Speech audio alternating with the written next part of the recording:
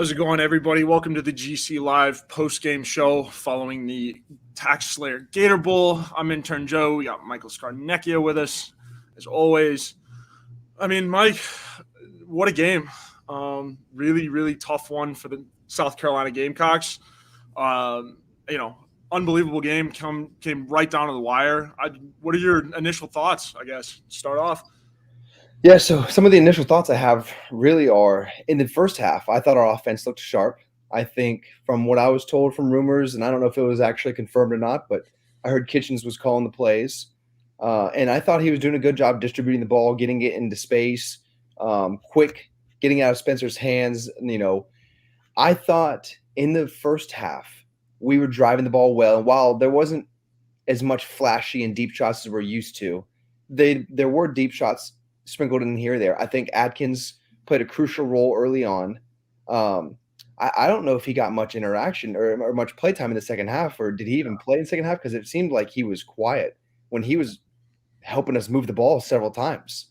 Yeah. We used a lot of trick plays early on. I don't know if we should have saved them or what, but I think Kitchens in the first half called a great game. I think our defense made a lot of good stops in the first half. Mind you, I'm talking all first half right now. We'll get to the second half. We'll get to the second half, yeah. We made some big interceptions. We needed to capitalize, I think, on one or two more of those turnovers that we had. And honestly, who knows how the game goes if we don't turn that ball over on that swing ball. First off, you can't just toss the ball like you did. At least make them rip it out of your hands. But nevertheless, I think our offense looked good. Defense made some necessary stops. We should have capitalized a little more. I think special teams on that second touchdown was a fantastic call. Loved seeing that. Again, special teams is a huge highlight. But then second half came. I think at one point, or maybe we finished second half, 8 yards rushing. That's just not good. Me and you were talking about this prior. Yeah. The lack of depth at running back has hurt us. And it again showed how it hurt us in the bowl game against a good Notre Dame. Spencer fell flat. I don't know what happened, but it looked kind of like he pulled his hamstring or something happened where he tweaked his leg. And honestly, ever since that one run, he did not look the same throwing the ball. I don't know if he felt uncomfortable pushing off his leg or what, but he didn't look the same. He was missing kind of easy throws that he normally always hits on the sidelines. And then defense. I mean, can we tackle in open space? Our safeties. We raved about Nick all year long. And he was just he wasn't hitting the angles right. He didn't have his best game. And he is young, and I know that Gamecock Nation is excited about his future with us as safety. But today, our safeties did not look great.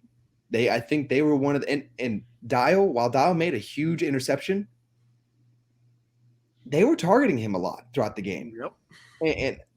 And not having Cam Smith showed a couple times out there. But, yeah, absolutely. I agree. Yeah, I agree. I think the first half, the play calling was great. The swing passes, you had all the momentum. The AB little fumble, I don't know what he was doing there. You got to hold on to the football, catch it and run and go down. I really can't really explain that one, but I think, the play calling was good. They held on to momentum. Defense was able to stop the run and force Notre Dame to throw the ball, which is what they're not great at. They are not very good at throwing the ball, and that's what we saw. And when, the defense got tired, the offense kind of stalled out, defense got tired, they were on and off the field so quickly. It was unbelievable. And as we are joined by Mike Yuva down on the field in Jacksonville. Mike, how we doing? Doing all right, boys. How you guys doing? Doing well. Doing a recap. Yeah, we are here. Look, there's a video, and Joe, if you can go pull it up, I'd love to be able to share it. We'll get into Mike talking a little bit to Carry-On Joyner. Emotional moment after the game, being embraced by Josh Van. And for a guy like the Carry-On Joyner, we don't know what his future is going to be yet. There's a possibility that he does come back, even though he did walk at senior day. And I think that's the reason why I want to bring those things up first before we get into things, is that there were so many players, and we don't know who's going to come back next year still, but there are so many players who've helped get this program headed in the right direction in comparison to where it was just 2 years ago. And for a guy like to Carry-On Joyner, just taking it all in, and Mike, you've been there. You've been in those situations where, you it's the end. Again, for DK, we don't know, but for some of these guys like Eric Douglas, the Brad Johnsons of the world, you put so much into it, and for it to come up short in your last game, especially in the way it did for this one, right? I can only imagine the emotions that are going through his mind. Yeah. No doubt about that. You never want to end a season like this, like you had, especially the way we ended the regular season with two just amazing wins, high wins that gave everyone just, cloud nine effect. And then you come into Notre Dame feeling good. I heard the practices went well. The team was feeling confident. And you play well for most of the game. And you give yourself a chance to win it. And you lose it at the end. And, it's a tough feeling. And knowing how much you've given to a program, regardless if you're coming back or not, knowing how much you've given to a program throughout the entire year.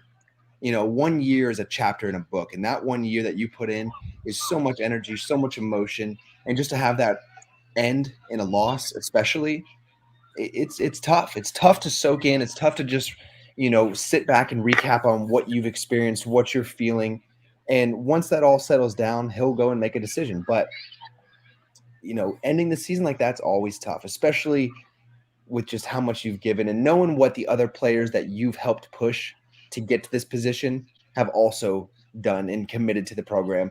And, you hate it for those guys. You hate it for your brothers, your teammates, your coaches who have all been a part of this. And it's tough to absorb and just to think about. But, I think he's going to make the best decision for his future. Mike, just your overall thoughts on the game today. It hasn't been publicly shared, but what we were told over at Gamecock Central is that Nick Coleman, the USC offensive analyst for the season, and then obviously Freddie Kitchens, who everyone knows who Freddie Kitchens is, but some people don't know who Nick is. They were sharing the responsibilities this week of kind of taking over the offense. I felt like early on in the game, there were some things. I mean, one of the things that I was told is that they wanted to be able to run tempo. They wanted to be fast. And you've been there before, Mike, where the goal is obviously so high that maybe it might not be reached, but they wanted to be able to reach 100 plays. That didn't happen, of course. But early on in the game, it looked like they were heading in that direction. And I liked some of the things that they were doing, but it just seemed like after those first couple series of the game, and obviously there were, trick plays in there, the touchdown pass from Kai. But offensively, just speaking offensively, after that beginning of there was that momentum kind of stopped, at least from an offensive standpoint. Yeah. And, I talked about this before you got on with intern Joe. It seemed like a couple things when Adkins went out, it seemed like we kind of stagnated a little bit.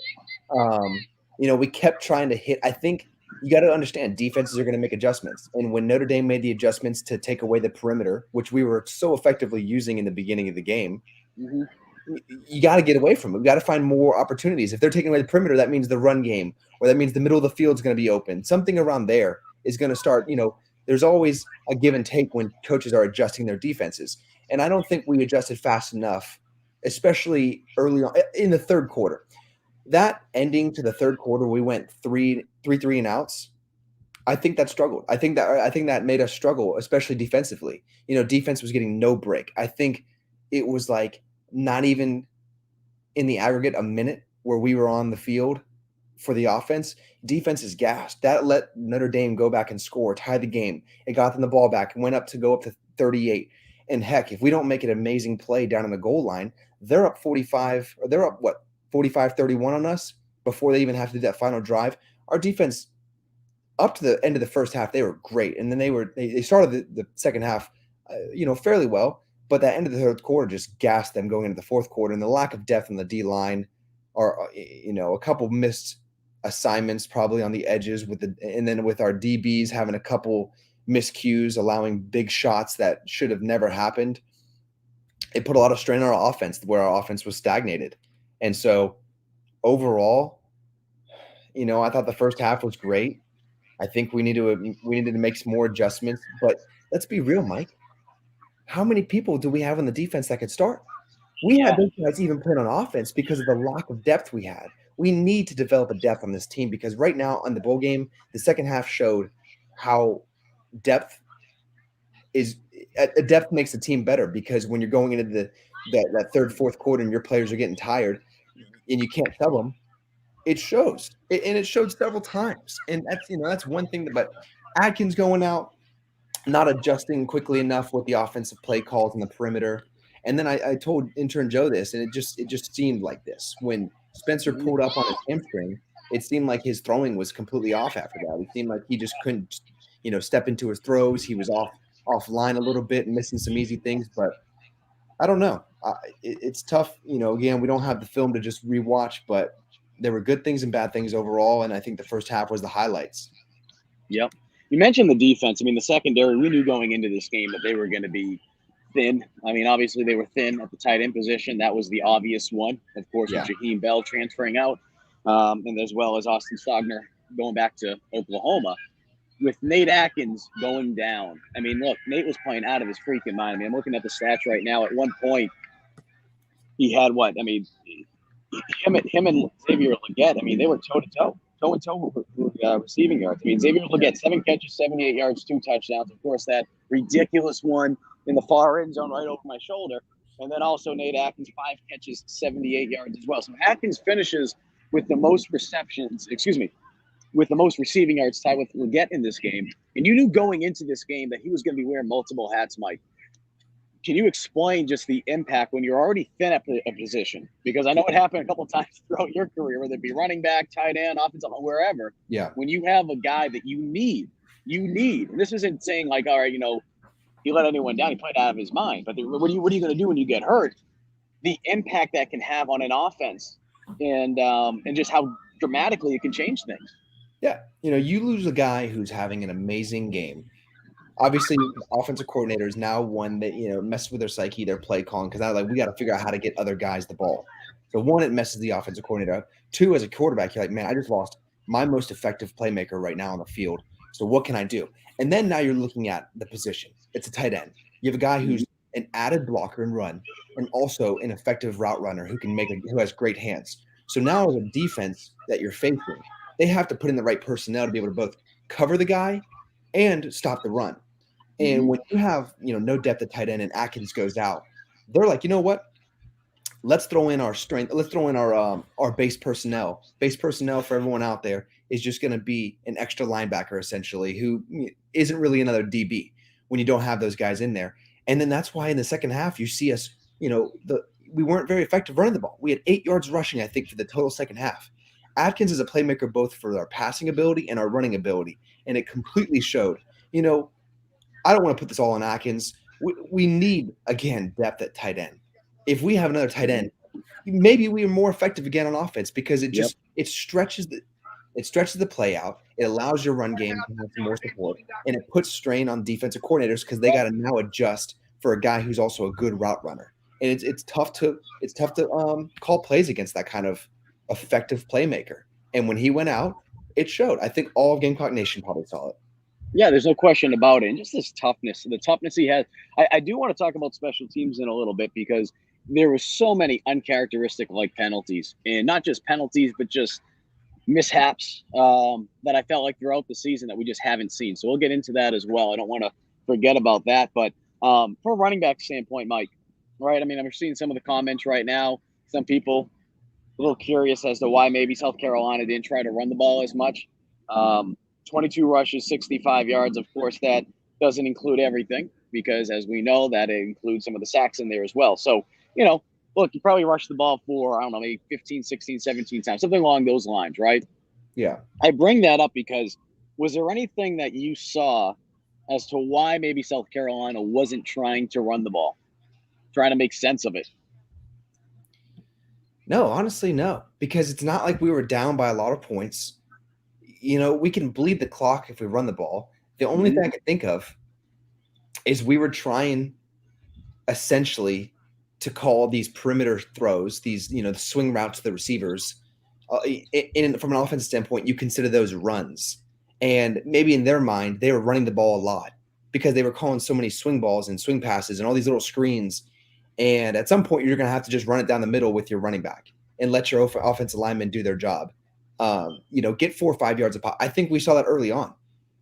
We were driving, and we weren't always just going for big shots. We were going 5 yards here, 6 yards here, 4 yards here, and just driving down the field, wearing that defense down against Notre Dame, and there's nothing they could do. And while they did give an answer and made adjustments, find ways to get it, do a play action, do a pump. Like there's certain ways to find players to get open and do these quick routes. And I think, if that does start getting taken away, run it. You can't just keep considering these swing balls that I think you probably saw from the sideline if you were watching, and most of the Gamecock Nation saw. Notre Dame started taking them away.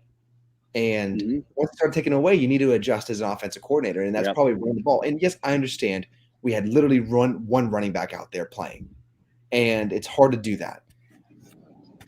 But you got to do what you got to do, You're in a bowl game. It's the final season. You got to give it all for these seniors.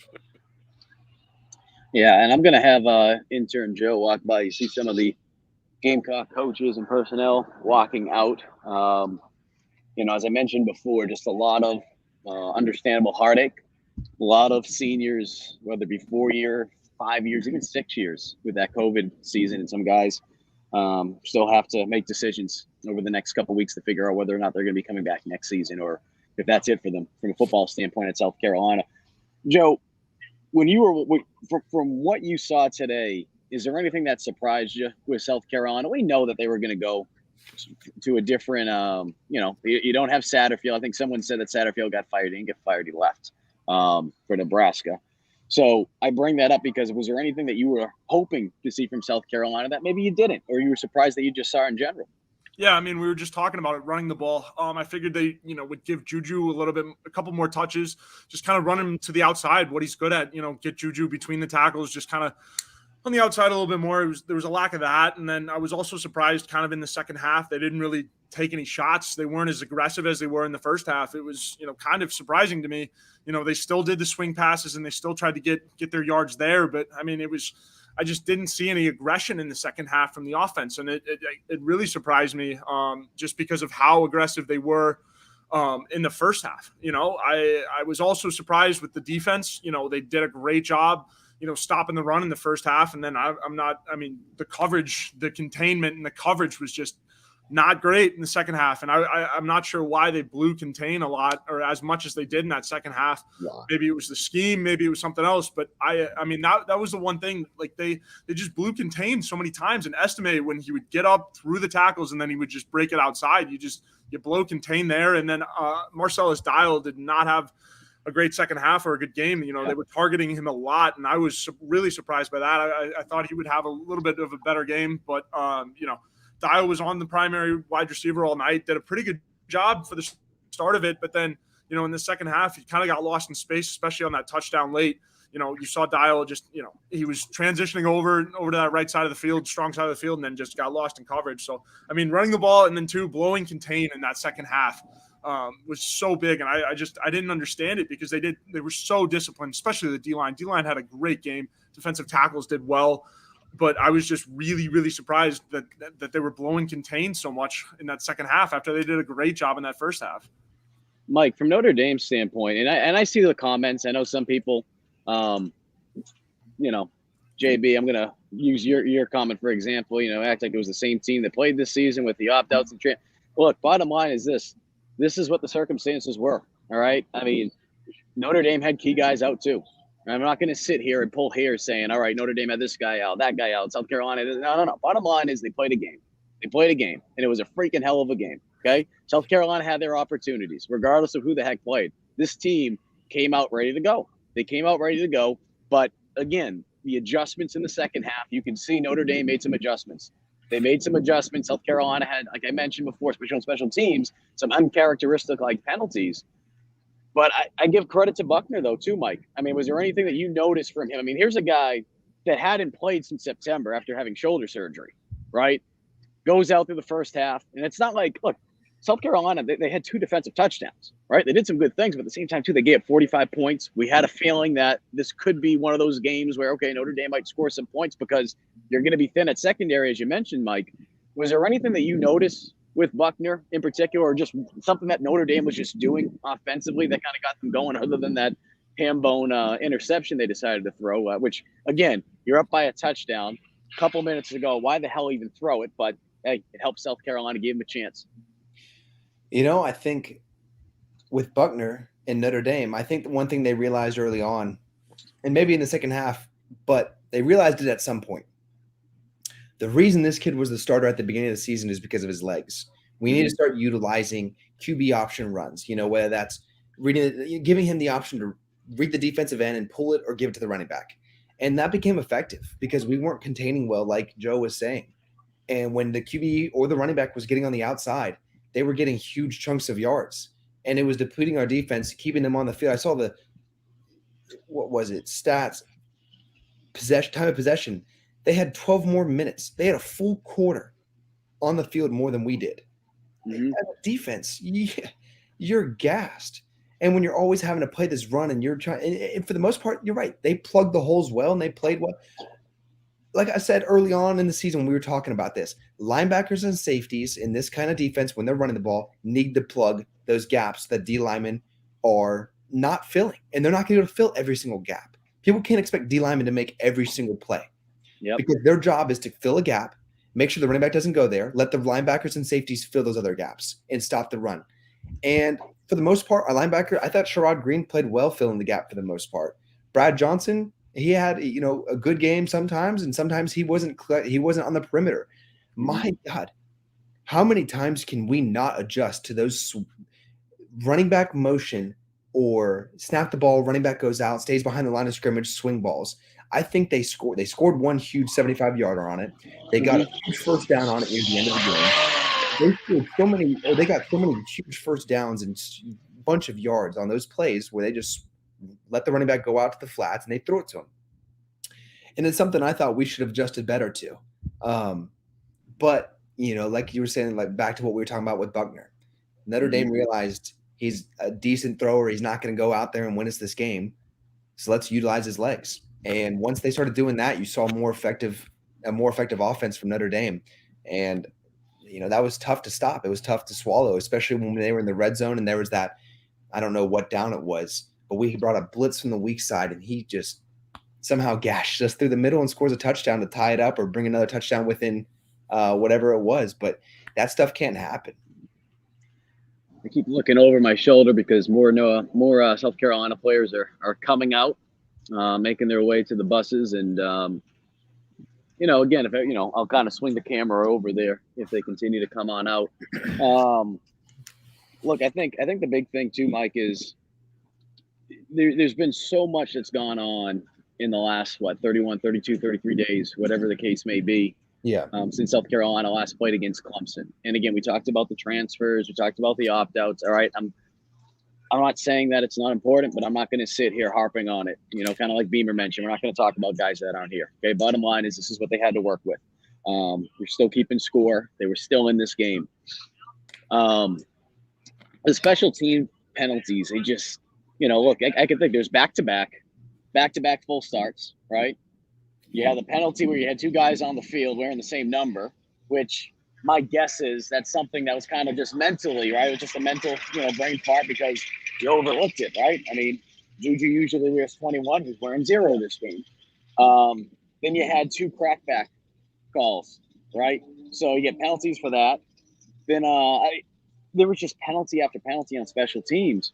And they obviously, look, they have done amazing things this season. Amazing things, okay? It was just very uncharacteristic of them. I don't know if that's just a lack of discipline. I don't know what focus. It was just very surprising, though. It was. And that second crackback call at the end of the game when Leggett. Oh, my God. Dude, it's so stupid. There was a couple discipline things that we haven't seen all season. Or the guys have been pretty disciplined all season with not making those dumb penalties or committing those dumb penalties. And for some reason today, we committed a couple dumb penalties that, who knows? We get the ball at the 40-yard line. Who knows what Spencer can do with the offense in a minute and 30. But some dumb penalties can affect you.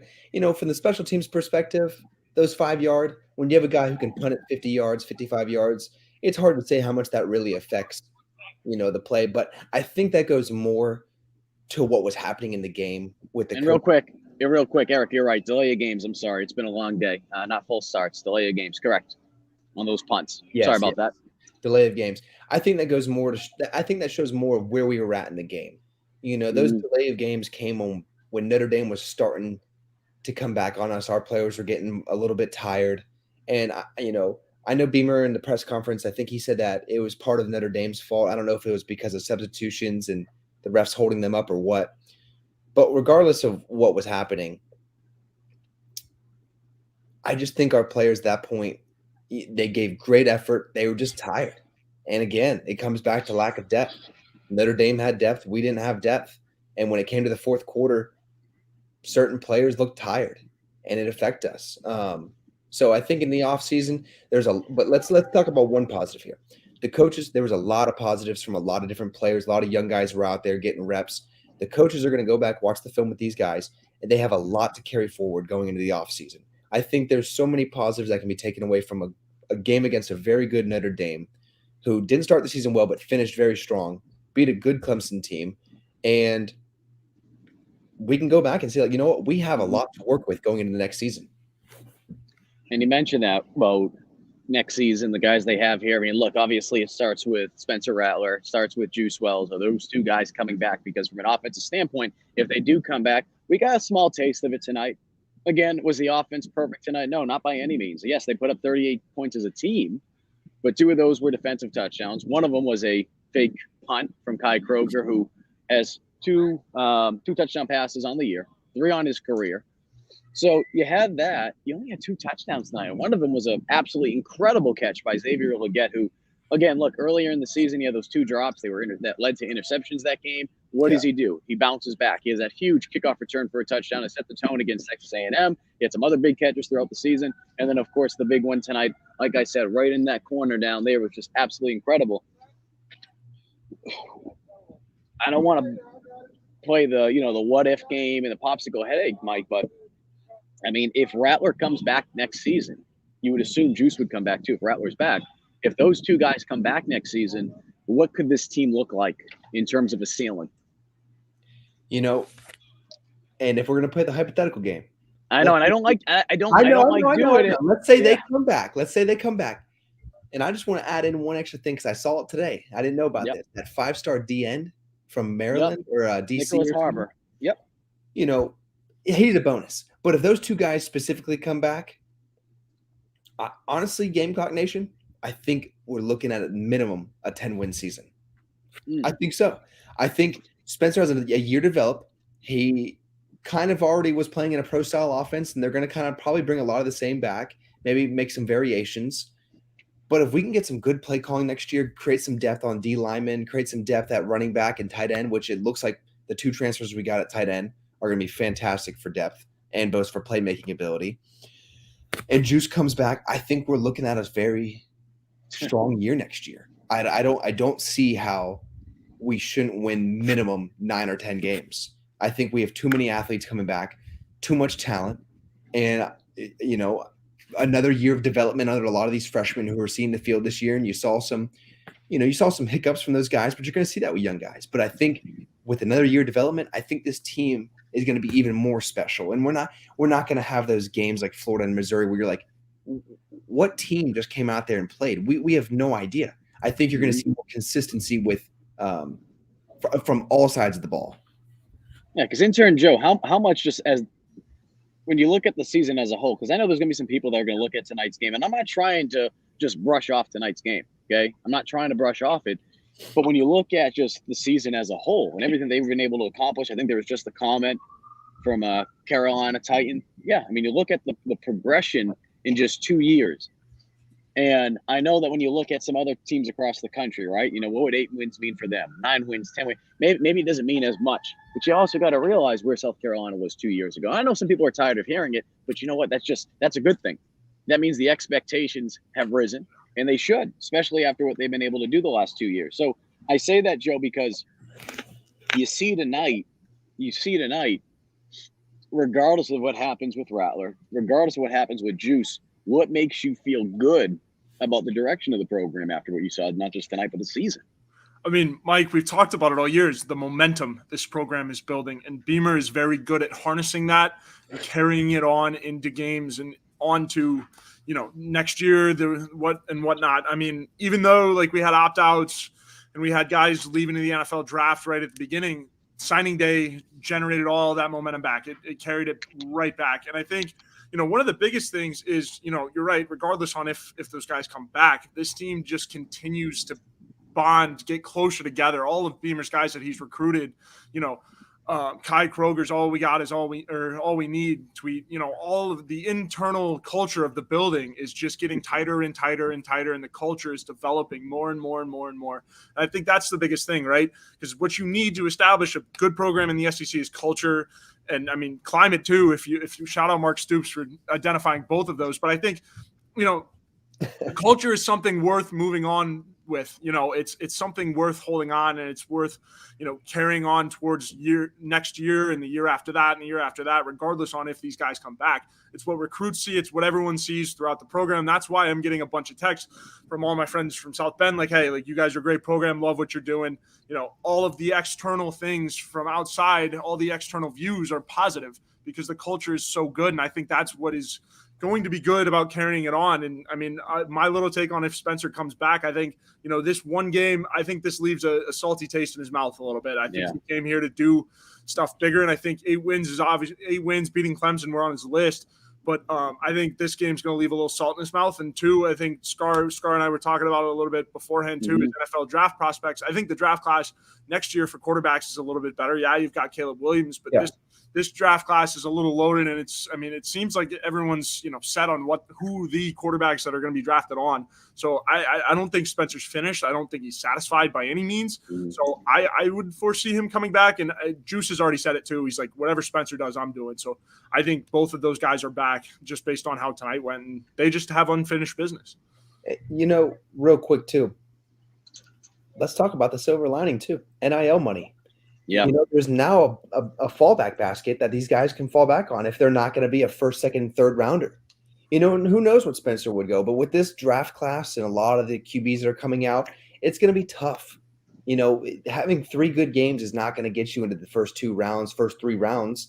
And if he comes back and has a stellar year, like I think a lot of people expect him to have, especially with the new connection that he's found later on with the season with the team and the receivers, he'd come back and be a first, second, third rounder easily.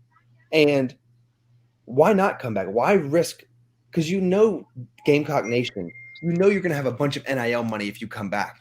So come back, keep the money. I think this is just something he's going to have to consider too, is do you want to risk your career by going too early and then having to go practice squad to practice squad and play against politics, or come back, hope to have a really good season, work to get that good season, and have good NIL money that you can fall back on, knowing that you didn't miss out on anything by not going to the draft? I think that's something that he needs to consider, and I think that should be another reason he stays.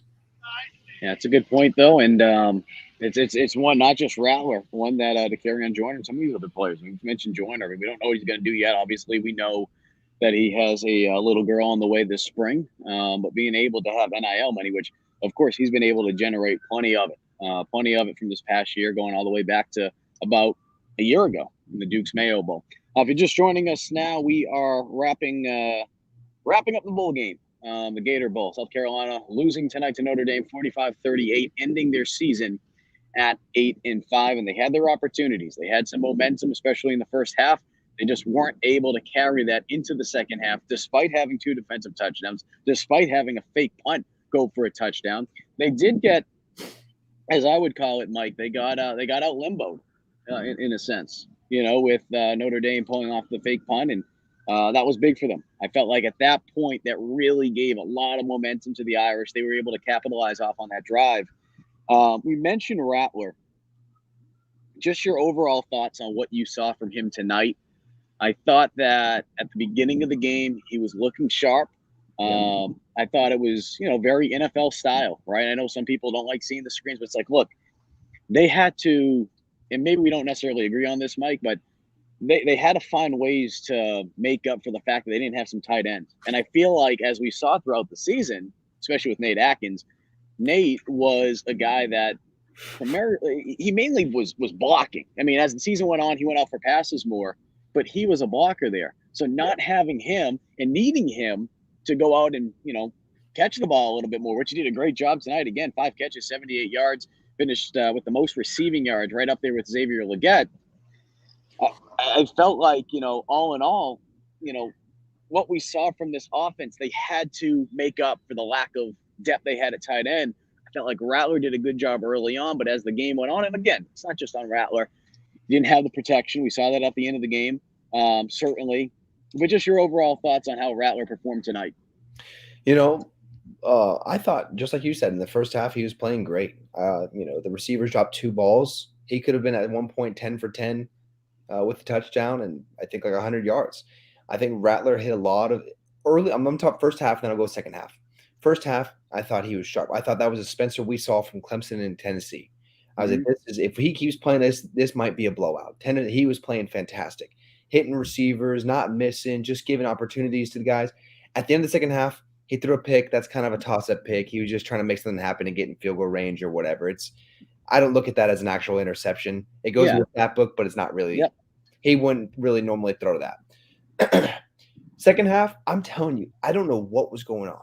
I don't know if his hamstring was bothering him or what, because those stop routes that he throws on the sideline almost flawlessly throughout the entire season, he's throwing on the inside, he's throwing short, he's throwing high, and I couldn't figure out what was going on. He was missing those ones, but I also think, you got to work with what you have.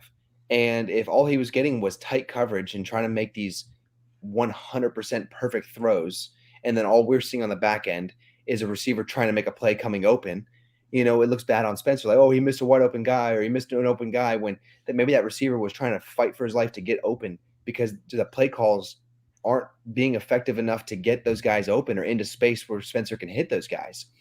So it's hard to say without seeing the entire field of what was going on downfield. Yep. But Spencer second half, it was not the same Spencer we saw first half. And it wasn't a confidence thing or anything. He didn't just lose his ability to throw. There was something going on with his body that he either wasn't planting on, his shoulder was bothering him. I don't know what it was, but it was tweaking his throw. And I think we saw that. And yes, offensive linemen, they looked a little tired. They were giving up some pass protection blitzes, but how much is that on Spencer? How much is that on the offensive lineman? Who knows? But nevertheless, he was having to roll out a little more. But the Spencer we all know, let's be real, Gamecock Nation, the Spencer we know is fantastic on the run. I think he's almost better on the run. How many times did we talk about throughout the course of the season saying, hey, get Rattler outside the pocket on design plays, plays. And we saw that. I mean, look at the Tennessee game. Look at the Clemson game in particular. I'm just bringing up the 2 most recent games, obviously, outside of tonight's game, having to answer tonight. That's what they did. And what did he do as a result? He was able to freaking just play out of his mind. And again, like you mentioned, there were some things tonight, especially in the first half, where he was just clicking. He was dialing in. He made some NFL throws tonight. Yeah. That throw to Xavier Legette, of course, that is a big-time NFL-style catch right there. But you have to be able to deliver that. And there's no question that they will be in a better position if Rattler is back next season. There's no question. Yeah.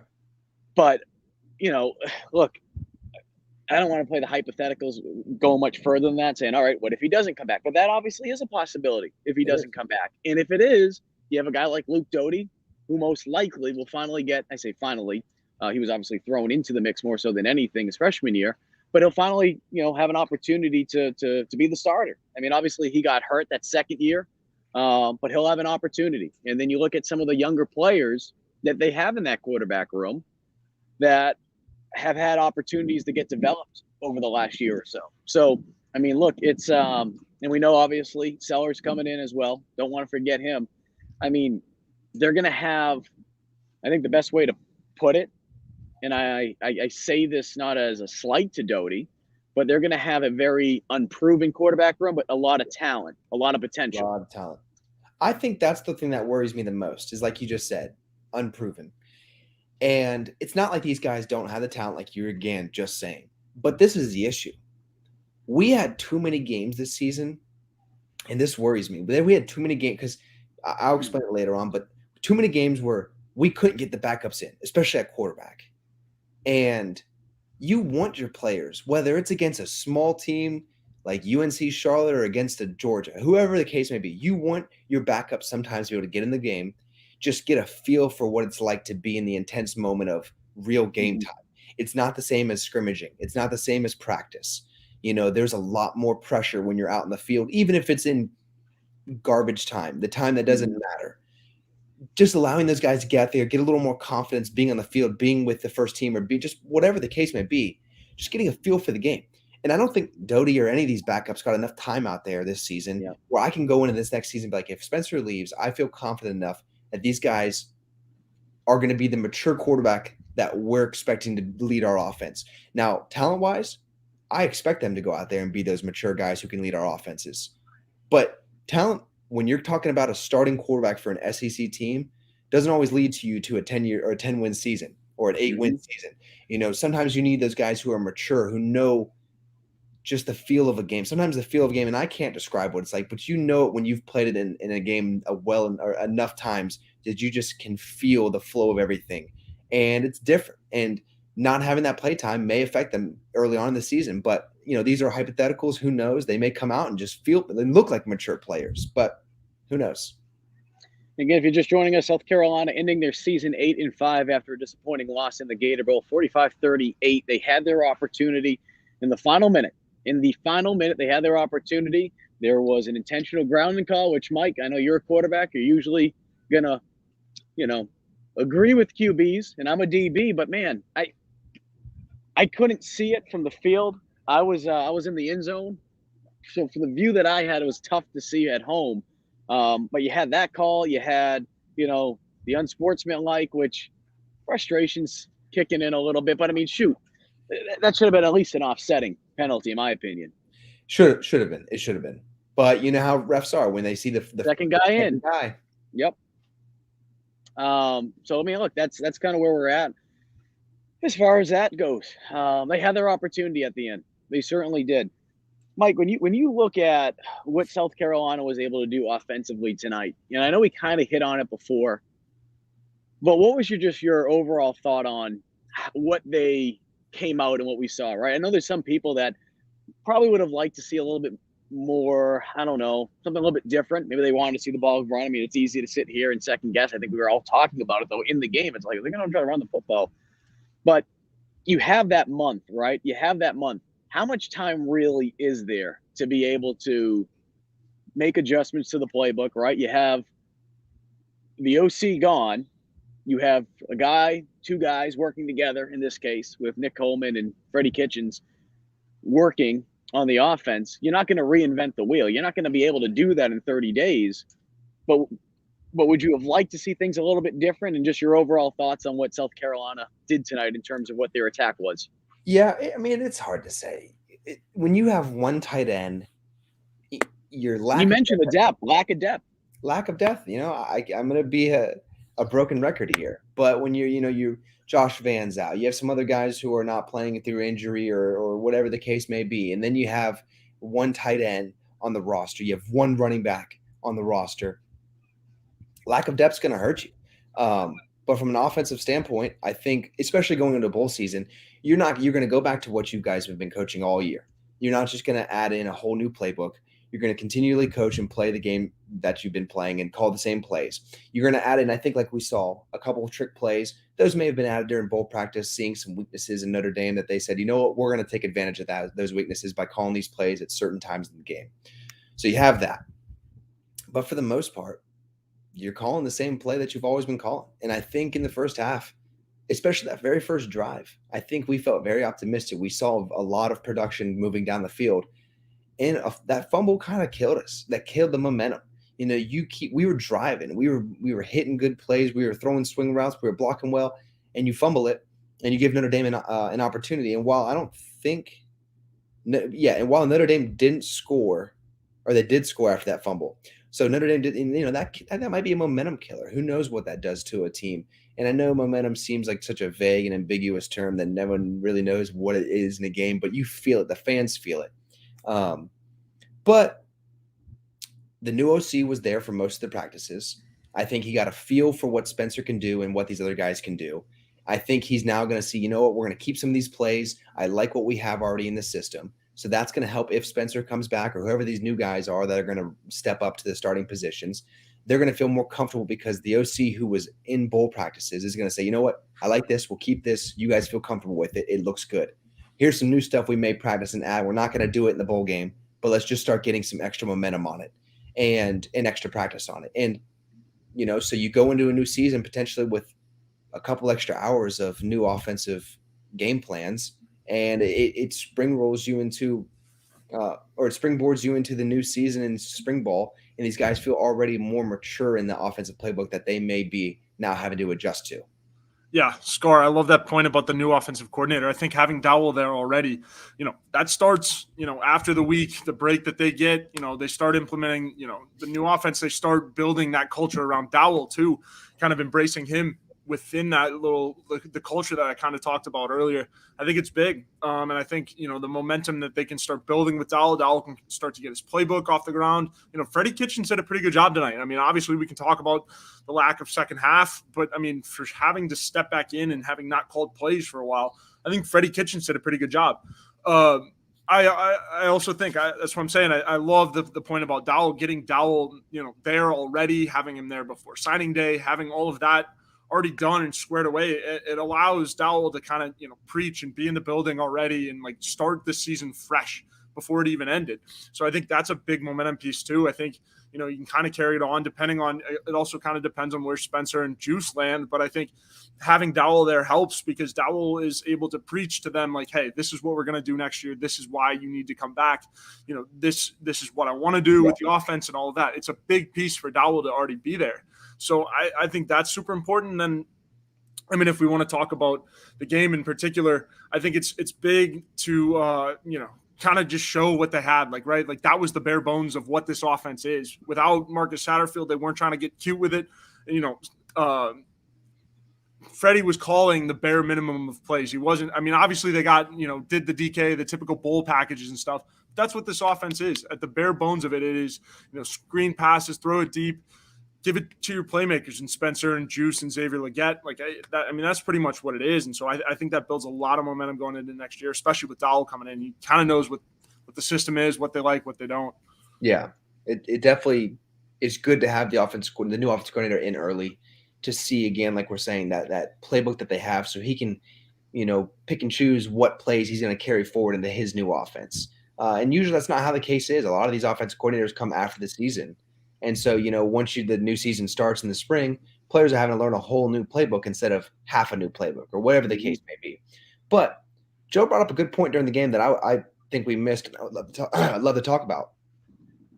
When we went that DK package in Wildcat, yep. I mean, has it not been effective whenever we've done it for the most part? I think DK does a great, especially when we give him the opportunity to throw the ball and not just do an option. Mike, you just said it best. You remember after, I think it was the Vanderbilt game, I think you were on the post-game show with us, and we talked about that. It's just like, don't just throw him in there for the sake of just running, right? Yeah. I mean, that's not to say that you can't use him as a threat in the run game. I mean, obviously, he's very athletic, and you don't want to just have him go back, pass. You want to mix it up. That's the beauty about being a dual-threat guy like he is. But I'm glad you brought that up. Yeah, I mean, 100%, because the kid can throw. Let's be honest. We saw him in the North Carolina game, last bowl game. I mean, almost a flawless QBR. He was just hitting receiver after receiver, so that he has the ability as a QB to hit any throw across the field. And now you mix in his athleticism at running back and giving it potentially to a running back at the Wildcat read option. Defenses don't know what to do. And, while, that does take away from Spencer's momentum being on the field and having the ball in his hands, I saw a lot of offensive production. I don't know why we never did it again in the game.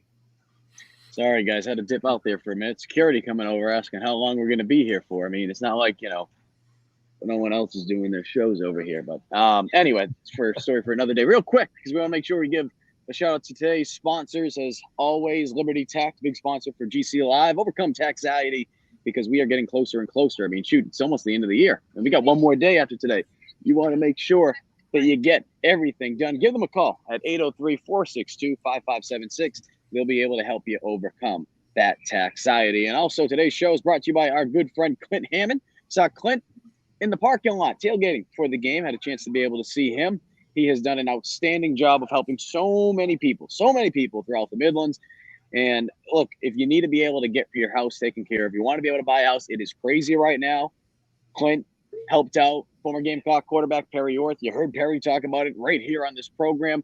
Do what Perry did. Give Clint a call over at the Mortgage Network, at 803-576-4450. And I mentioned numbers. I want to make sure I pull this number up real quick. I know it's a tough one, but if you want to call into the program, here's your chance.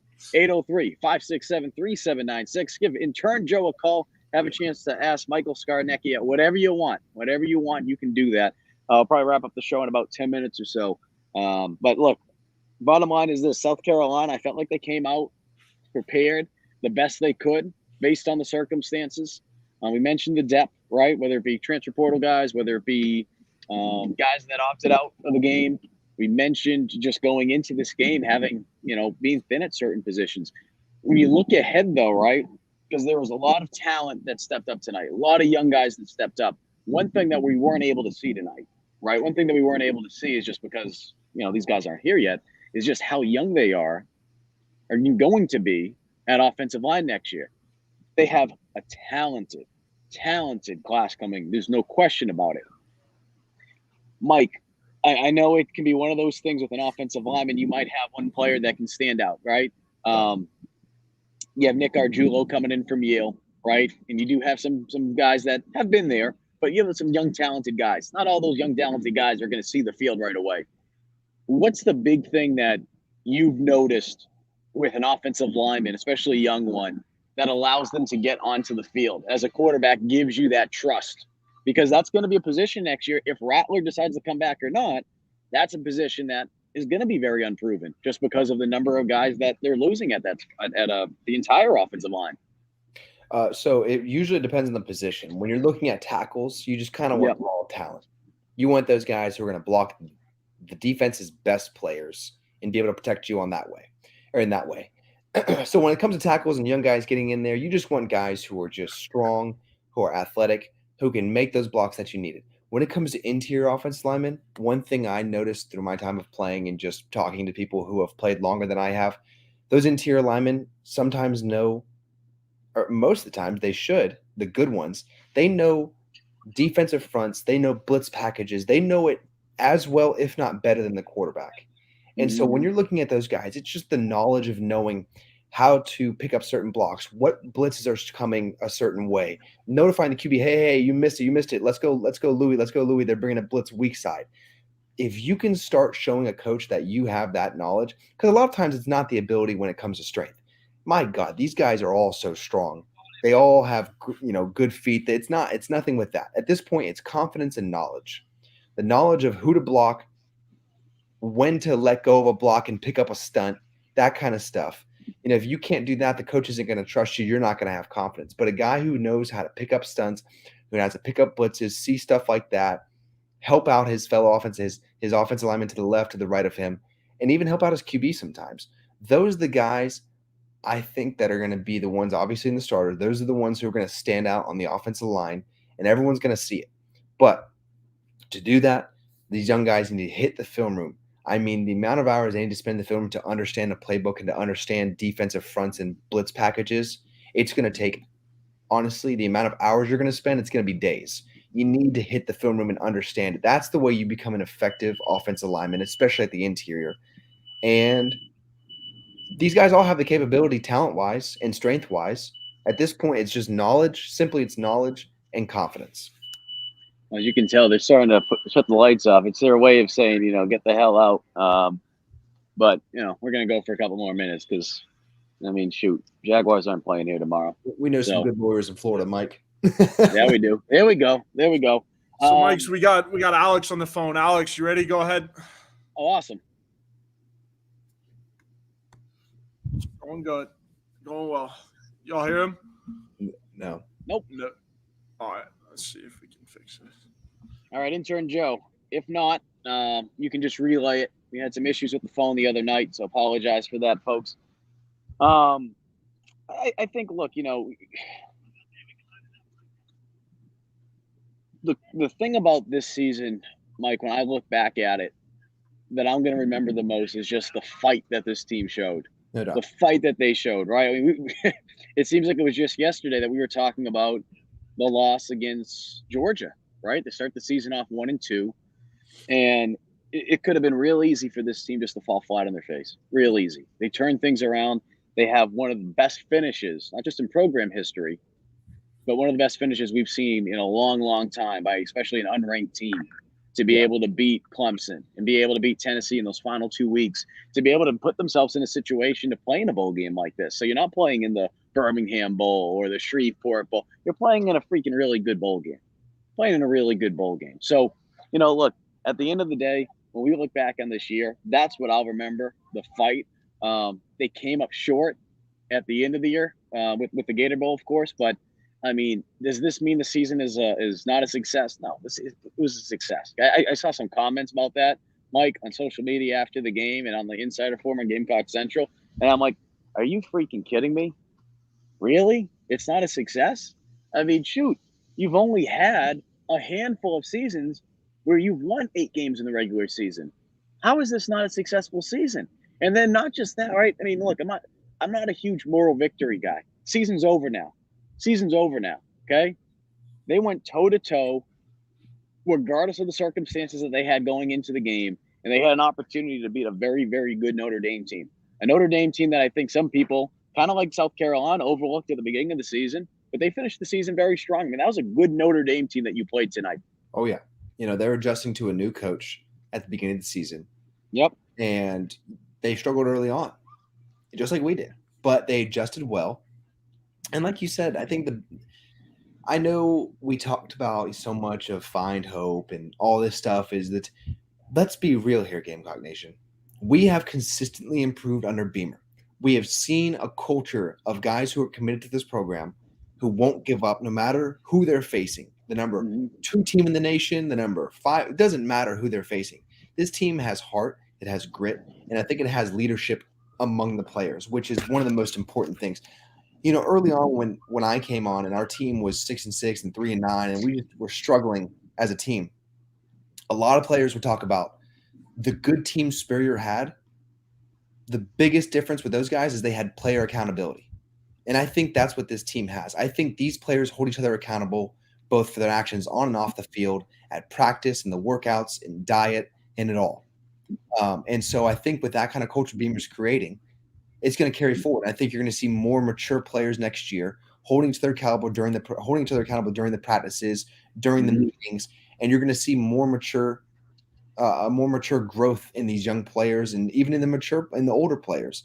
And you get yes, we lost the bowl game. It sucks. It's a lot of pain. It sucks for the seniors to have to go out this way.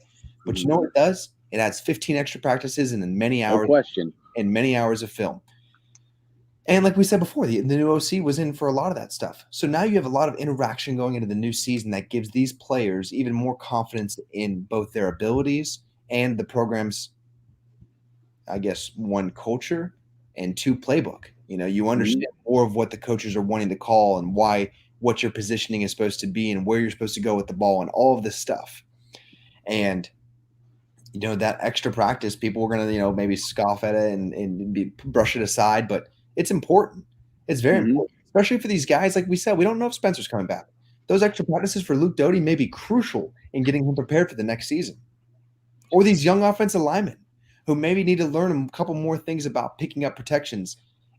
All of this is important in playing in, but I think that you're going to see more. We've seen the growth that Beamer has produced at this program, and I think we'll continually see that.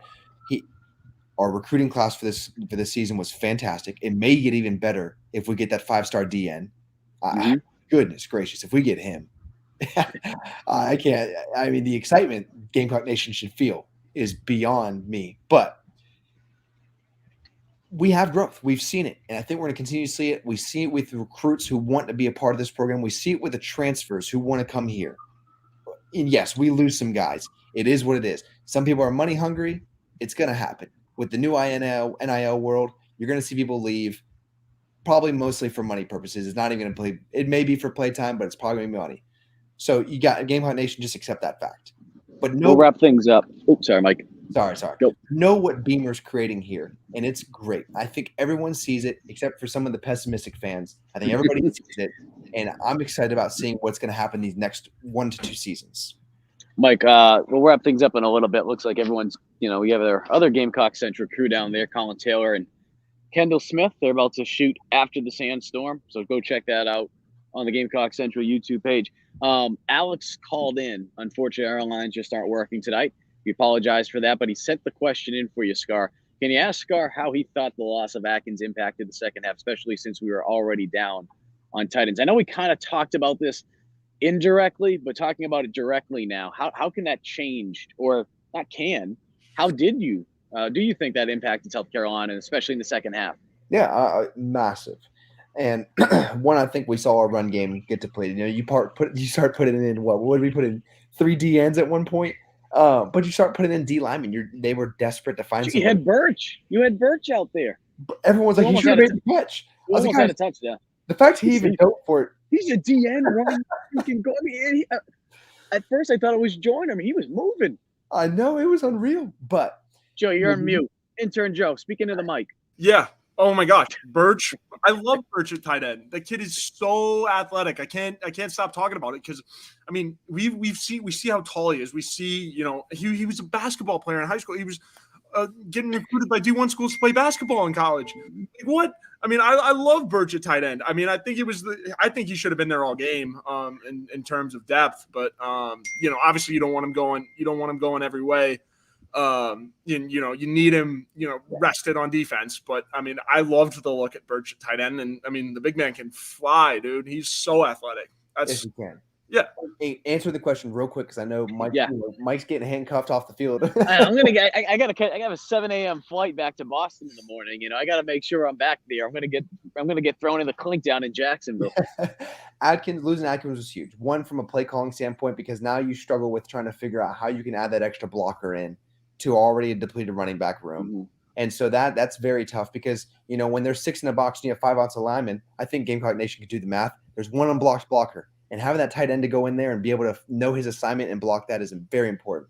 Second, defense is putting in the right personnel to match up against Atkins is tough. Now that opens up certain avenues for receivers, for the running back to do certain things and, stretch the ball with the running back. Do whatever. There's so much that can be added when you have a really good tight end.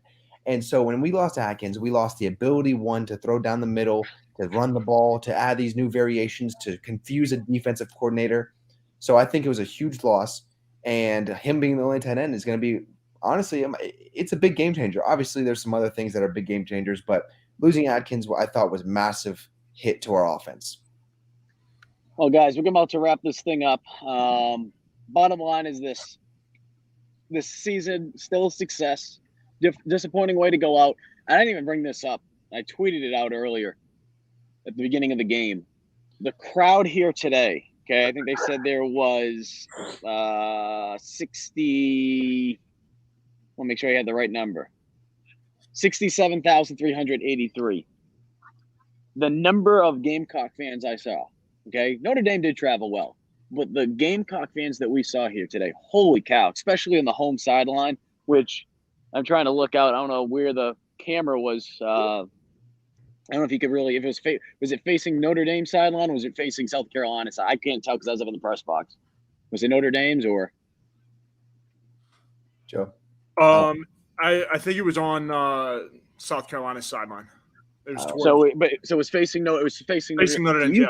So you couldn't see me. I know they probably did a couple shots to the crowd. The crowd here is absolutely incredible. I stood up in the press box, filmed at the very beginning of the game. The towels swirling. It felt like it was at. It was Williams-Brice. It was Williams-Brice at one point. Oh, it was a home game. It was a home game. No question about it. Absolutely. Well, first off, hey, bottom line, guys, is we really appreciate everyone that's tuned in throughout the whole season. It has been absolutely incredible. Want a big shout out to Michael Scarnecchia. A big shout out to Perry Orth as well as intern Joe for helping us throughout the season. It was absolutely a lot of fun. As you guys know, I think we just saw one of the comments, something about me and Boston. Where is it? What's up, guys? Damn good game, but they play their hearts out. Mike, are you covering the team next year since moving to Boston? I'm looking forward to next year. The plan has always been to move back to South Carolina afterwards. Nothing has been offered me, in Boston. So, just want to throw that out there. But it has been absolutely incredible. Absolutely incredible to be able to still cover South Carolina this season. It was a lot of fun. We got to go back up tomorrow, cover the Patriots in the Toilet Bowl. Go see them play the Dolphins on Sunday. But Guys, appreciate it. Everyone that's tuned in this season, the highs, the lows. We will still be having Talking Tuesdays. We'll make that transition over to basketball soon, but we'll have some final thoughts on football, at least for next week. But it's been a fun year. It's been a fun ride. Took some turns. It wasn't always a smooth ride. It was bumpy at times, but that's all I have to say about this year. I don't know if you guys want to say anything before we wrap things up. So you can go first, and I'll finish it. All right, sounds good. Yeah, I mean, what a year. I'll talk more about just overall in general. Talk a little bit more about this game on Tuesday, but yeah, I mean, what a year. As a South Carolina fan, you gotta love what you saw. 2 back-to-back wins against top 10 teams. You can't really complain about that.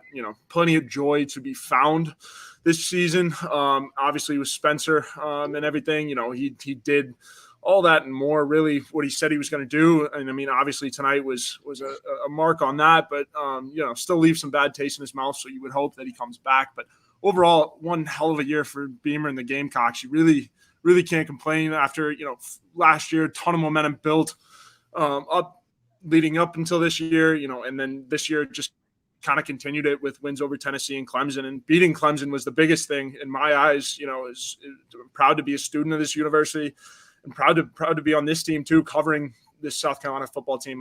What a year it's been. And, obviously you lose a game like that, you can't, it stinks, but at the same time, incredible game, incredible year. That's pretty much all I got, Scar. Yeah, no, it was rough start to the season. I think a lot of us were like, you know what, we got to see where Beamer's culture is going to take this team, especially going into the 2 weaker teams and then the SEC roads, or the SEC road. And for the most part, I think it was shaky for the lot part. But I think at the end of the season, we saw a team that had grit and fight, and they played it out against some tough opponents. They won, and they gave Gamecock Nation a lot of optimism going into next season, because they realized how capable this team is. And I think we get certain players back, and we develop new guys who are coming in. There's a lot to be positive. There's a lot to be excited and positive about for this upcoming season with Beamer's Gamecocks. And so I think Gamecock Nation, go out. While we did lose tonight, we saw a lot of positives. We saw some negatives. We saw where we need to add depth. And I think Beamer's going to be adding that in this next offseason. And so there's something we should be excited about. I don't think we're going to see the stagnation that we saw on offense that we saw this season, especially if Spencer comes back. So if he does come back, a lot to be excited about. If he doesn't come back, let's all rally behind the next guy and let him know that Gamecock Nation's behind him, and hope that he's going to lead us to that 10-11 win season that we're all expecting. It was 4 years late, but Michael Scarnecchia finally gets to come in relief and close out a bowl game. Unbelievable. Thank you for doing that, Mike. Scar, hey, appreciate you, buddy. Appreciate you, intern Joe. And again, thank you everyone that has tuned in all season long. Big shout out to everyone that we work with over at Gamecock Central, as well as Brian Shoemaker, who helps make everything possible. He invests so much in the Gamecock Central. It's been a fun year. It's been a fun year, 8-5. And, I had a chance to see Demo after the game. We talked a little bit, and, he said, he's like, the best is yet to come. Best is yet to come. No question about it. Everyone that's traveling back up to South Carolina, safe travels. And we will talk to you guys very soon on the GC Live Talking Tuesday nights. See you Tuesday.